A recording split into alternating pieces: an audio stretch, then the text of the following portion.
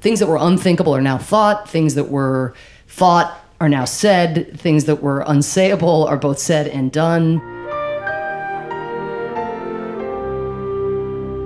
The taboos that Obama broke, that we were ridiculed for in the campaign back in 2007, 2008, of engaging, these bogeymen and trying to make diplomacy work, like that doesn't go away. And so I think the baseline is in a better place, even if America's standing in the world is going to be far, far lower even than it was when we inherited the reins of power in January 2009.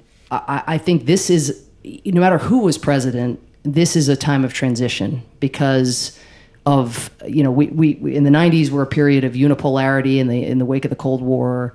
Of course, we've seen the resurgence of Russia, but the growth and rise of China as a force on planet Earth was going to happen on someone's watch, whether it was Secretary Clinton's or Donald Trump's watch.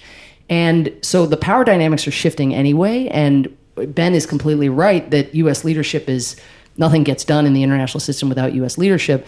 But in this period, for 4 years, hopefully only 4 years, but God forbid it be longer, those dynamics are going to change, and the world dynamics that the next president inherits, if there is a turnover, hopefully after 4 years, is going to be very different. And I think we can't pretend as though our country didn't elect Donald Trump. And so one of the things that we get asked a lot, I'm still in touch with a lot of my diplomatic colleagues, is how did the same country that elected Barack Hussein Obama elect Donald Trump? And a lot of what Donald Trump is surfacing, and the kind of enabling environment he's creating for people, things that were unthinkable are now thought, things that were thought are now said, things that were unsayable are both said and done.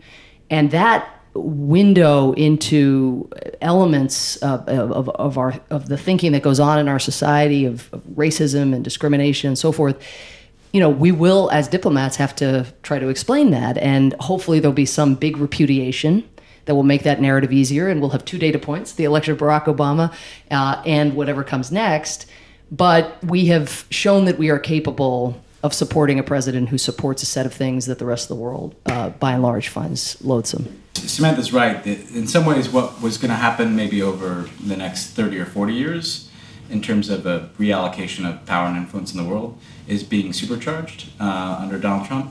And the 2 things I worry about are, number one, we realize, I'm sure Samantha realized it sitting behind that placard at the UN, I realized it kind of issuing statements from the White House, we would make a comment or take a position on something, and you would feel the Europeans, the Japanese, the Koreans kind of assembling around that position and then running a play together. Whether it's about what's happening inside another country or how to deal with a terrorist threat.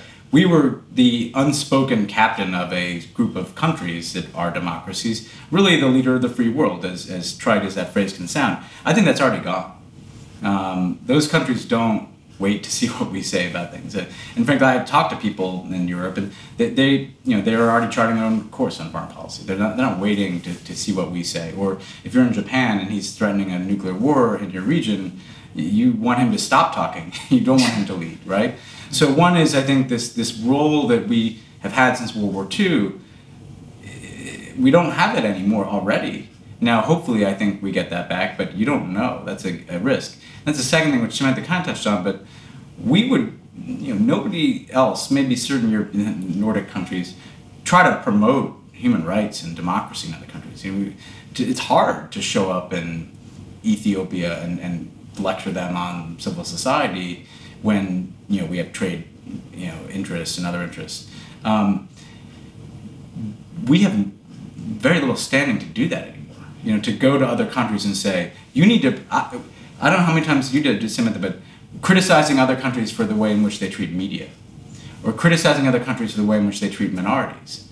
We did that a lot. And if I'm sitting across the table from an American now, who's telling me, I dealt with Burma, right? Where there was a huge positive opening in terms of democratic reforms, but a huge problem with a Rohingya minority and Muslim minorities. And we spent a lot of time talking to them about it. And now when we go in to have that conversation, say, how can you treat your Muslim minority like this? Now, granted, what's happening to the Rohingya is a lot worse than what's happening here, but they're going to say, Well, who are you to lecture us about? Didn't you just ban Muslims? You just banned Muslims from coming to your country.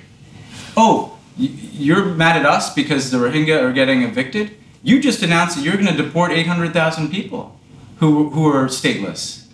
What's the difference? Now, there is a difference in the violence, but, that's a much harder conversation for an American diplomat than it was even a year ago. So, again, maybe if there's a repudiation, we get that back, but we get it back diminished.